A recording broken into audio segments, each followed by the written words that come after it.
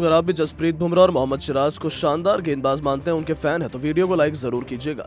दोस्तों वानखेड़े के मैदान पर तूफान की तरह गरजे हैं सिराज और बुमराह।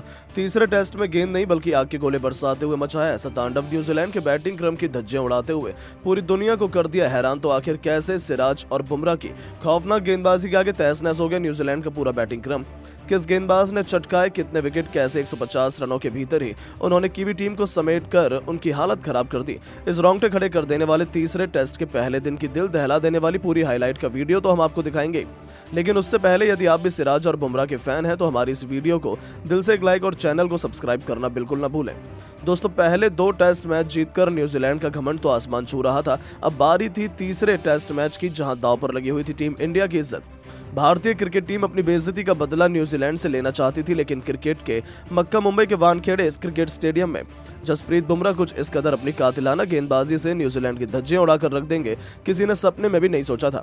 जहां जब वानखेड़े क्रिकेट स्टेडियम में तीसरे टेस्ट का घमासान शुरू हुआ, तब सिक्का न्यूजीलैंड के कप्तान टॉम लैथम के पक्ष में रहा। उन्होंने टॉस जीतकर पहले बैटिंग करने का फैसला किया, लेकिन ये अपने पैरों पर ही कुल्हाड़ी मारने के समान साबित हुआ।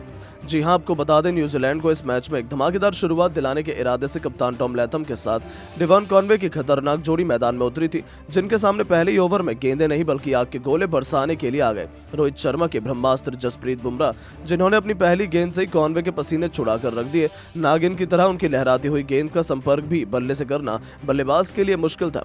बुमराह और सिराज की कातिलाना गेंदबाजी के आगे दोनों बल्लेबाज काफी ज्यादा संघर्ष करते नजर आ रहे थे। यहाँ तक कि कॉनवे की हालत तो बहुत ज्यादा खराब नजर आ रही थी। इसका अंदाजा आप इसी से लगा सकते हैं कि इस खिलाड़ी ने 20 गेंदें खेल ली थी, लेकिन अब तक उनका एक खाता भी नहीं खोल पाया था। हालांकि उन्होंने भारत के शुरू में विकेट चटकाने के प्लान पर पूरी तरीके से पानी फेर दिया था, क्योंकि पहले 8 ओवर में 26 रनों की ओपनिंग पार्टनरशिप उन्होंने बना ली थी। भारतीय खेमे की चिंता बढ़ने लगी थी, लेकिन तभी एक ऐसा चमत्कार होता है जो कोई सोच भी नहीं सकता था। जी हां, पारी का 9वां ओवर रोहित के सबसे भरोसेमंद गेंदबाज मोहम्मद सिराज, इस खिलाड़ी ने कमाल करते हुए तीसरी गेंद पर कॉनवे को अपने जाल में फंसा लिया। जहां कॉनवे तो 24 गेंदें खेलकर अपना खाता भी नहीं खोल पाए थे। उनके आउट होने के बाद मैदान में विलियंग मोर्चा संभालने के लिए आए थे, लेकिन दोस्तों अब तो कहां न्यूजीलैंड की एक चलने वाली थी। अब तो भारतीय गेंदबाजों को शुरुआत मिल चुकी थी और अब लिखी जाने वाली थी तो न्यूजीलैंड की बर्बादी की कहानी। 2 ओवर भी खत्म नहीं हुए थे कि एक बार फिर 13वां ओवर लेकर आए मोहम्मद सिराज ने अपनी पहली गेंद पर टॉम लैथम को अपने जाल में फंसाया और उन्हें एलबीडब्ल्यू कर इस बार सिराज ने खतरनाक लग रहे लैथम को केवल 24 रन बनाकर पवेलियन का रास्ता खोल दिया। इसी के साथ न्यूजीलैंड के दोनों ओपनर केवल 34 रन के स्कोर पर ही पवेलियन की शोभा बढ़ाने जा चुके थे। टीम इंडिया का डंका इस वक्त मैदान में बज रहा था। न्यूजीलैंड की हालत खराब थी। ऐसे में विलियम का साथ निभाने के लिए अब खुद रचिन रविंद्र को मैदान में आना पड़ा था, जिन्होंने आधे विकेट केकर आकाशदीप की मुस्कान चित हुए एक के बाद एक 2 खतरनाक चौके लगाकर सीधा काउंटर अटैक करना शुरू कर दिया था। ऐसा देखकर लग रहा था कि वो तो सर पर कफन बांध कर आए हैं।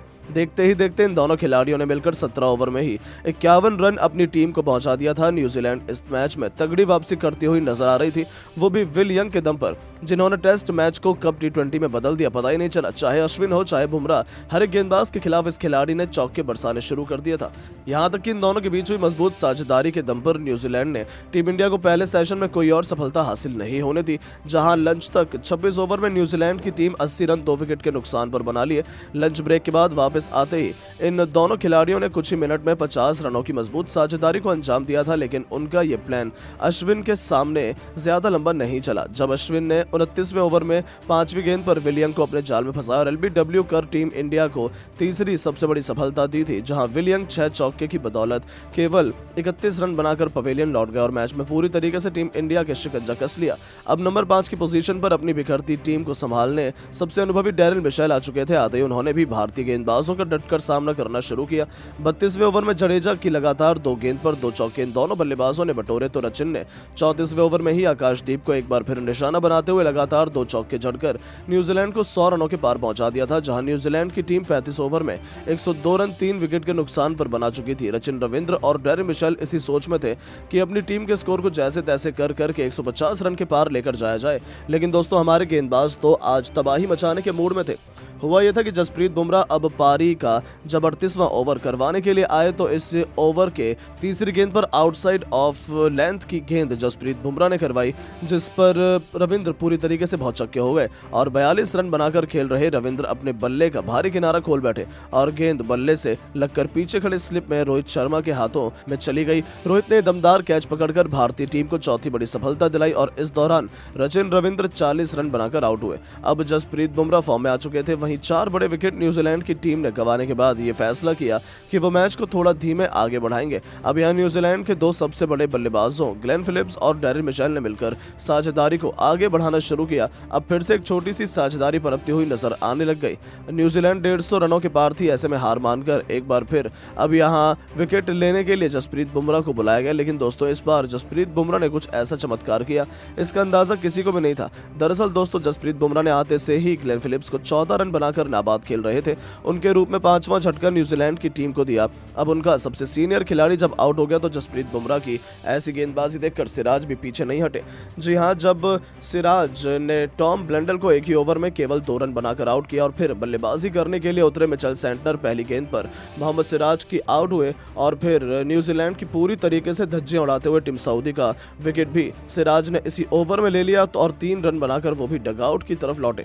अब यहां जसप्रीत बुमराह और मोहम्मद सिराज के ऐसे चमत्कारी प्रदर्शन के आगे न्यूजीलैंड का कोई भी बल्लेबाज टिकने के लिए तैयार ही नहीं था। अब यहां न्यूजीलैंड को टीम ने अपना 8 विकेट बस मात्र 160 रन के कुल स्कोर पर ही गंवा दिए थे। अब भारत को जरूरत थी कि न्यूजीलैंड की टीम पर इस दबाव को कायम किया जाए और जो 2 विकेट बचे हुए हैं उनको भी गिराया जाए और ये कारनामा कर दिखाया जसप्रीत बुमराह ने, जिन्होंने आते ही लगातार 2 गेंद पर अपनी खौफनाक गेंदबाजी से ऐसा चमत्कार दिखाया कि एजाज पटेल और न्यूजीलैंड की आखिरी उम्मीद डैरेन मिशेल जो भी बल्लेबाजी कर रहे थे उन्हें क्लीन बोल्ड कर बुमराह ने पूरी की पूरी न्यूजीलैंड को केवल 165 रनों पर ऑल आउट कर दिया था।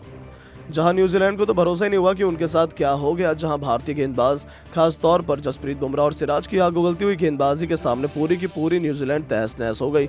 वहीं जसप्रीत बुमराह ने टीम इंडिया की नाक कटने से बचाते हुए 4 विकेट लिए तो मोहम्मद सिराज को भी 5 सफलताएं हासिल हुई। अश्विन को 1 विकेट मिला और पहले दिन का खेल खत्म होने तक टीम इंडिया ने पूरी तरीके से मैच में शिकंजा कस लिया और बुमराह और सिराज की आंधी में पूरी की पूरी टीम भी बर्बाद हो गई। तो दोस्तों अब आप बुमराह और सिराज की इस धमाकेदार बॉलिंग को 10 में से कितने नंबर देना चाहेंगे? अपनी कीमती राय नीचे कमेंट करके जरूर बताएं और ऐसी शानदार खबरों के लिए चैनल को सब्सक्राइब जरूर करें। धन्यवाद।